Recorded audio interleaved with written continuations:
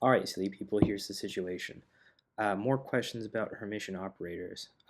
So right here I've got the definition of a Hermitian operator written twice, one with the Hermitian operator Q and the other with the Hermitian operator S, but they are effectively the same equation. And what we're going to do is prove that the sum of these two Hermitian operators is also a Hermitian operator, just by writing the inner product of psi, the wave, with Q plus S acting on psi.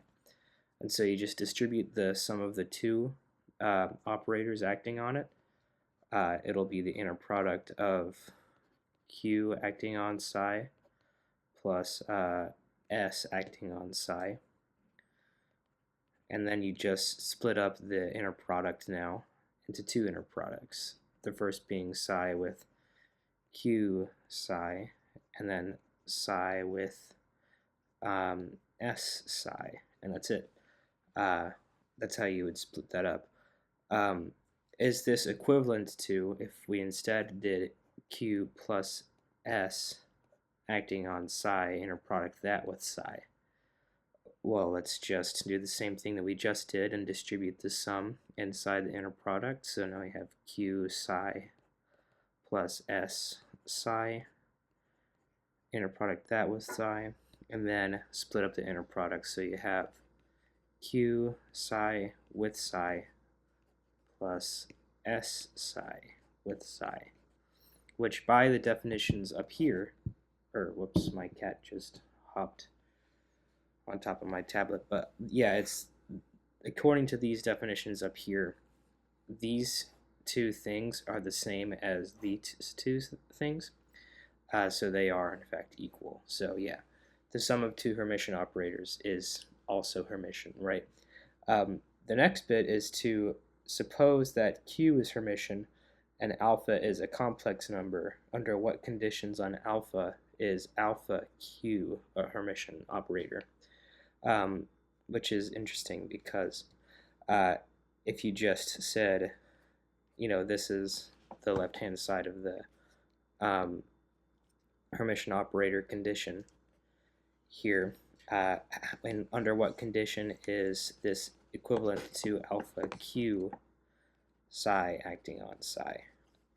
Well, you can only exchange constants like that because if you try to take the complex conjugate of this guy, so if you said psi alpha Q psi complex conjugate, then what you would get is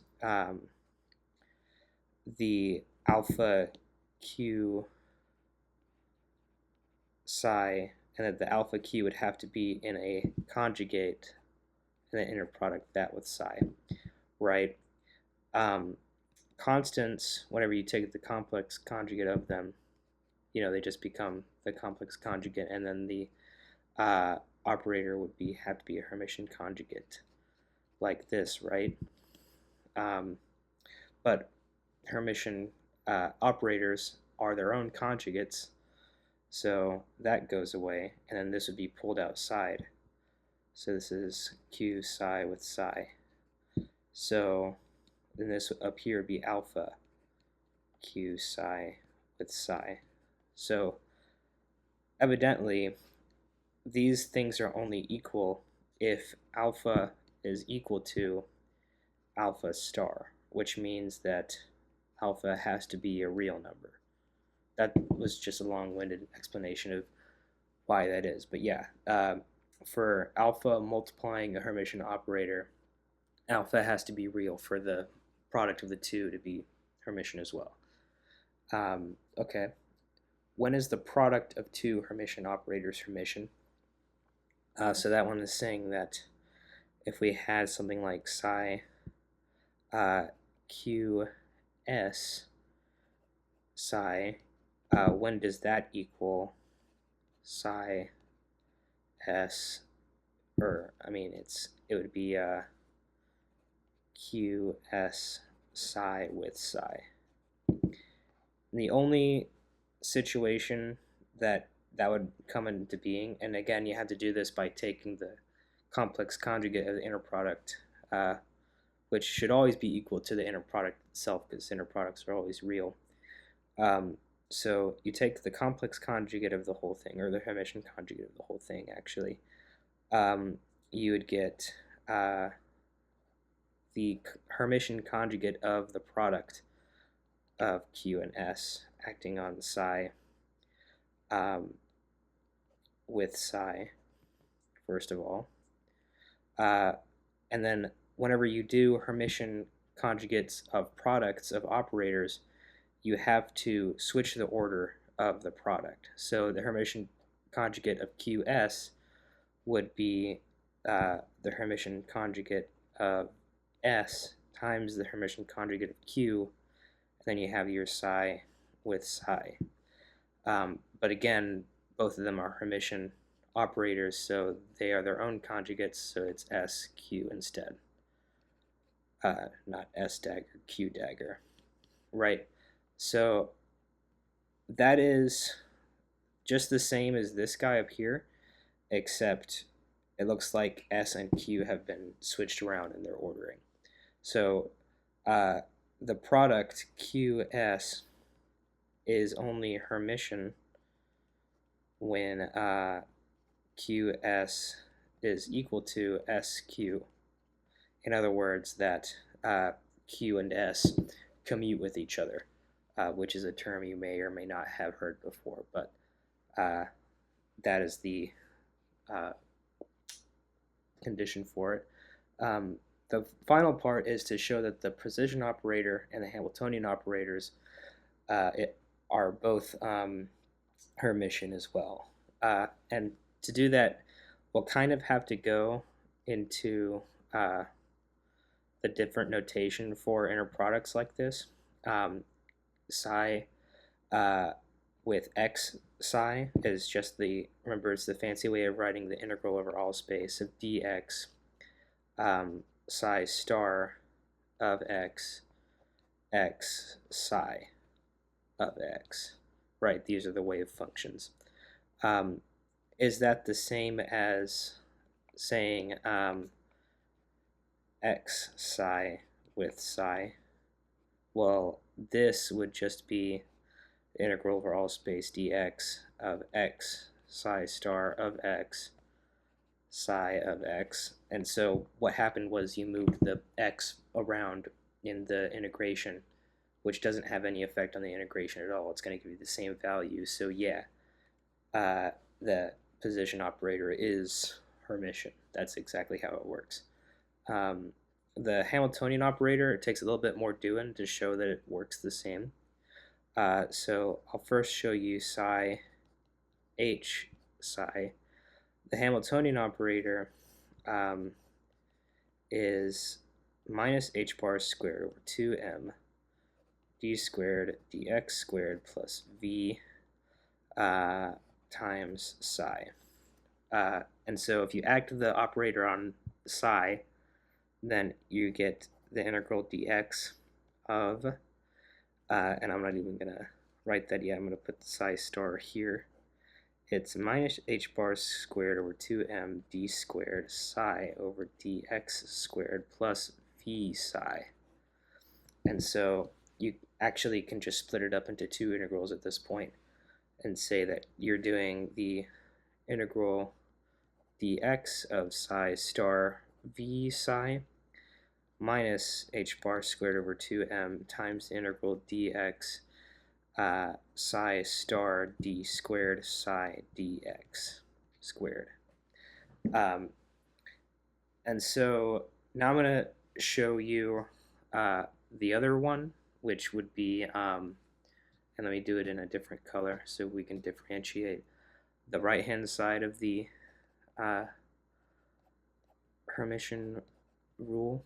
So Hamiltonian acting on psi, inner product that with psi. Now this is the inner product dx of minus h bar squared over 2m d squared dx squared plus v acting on psi star psi.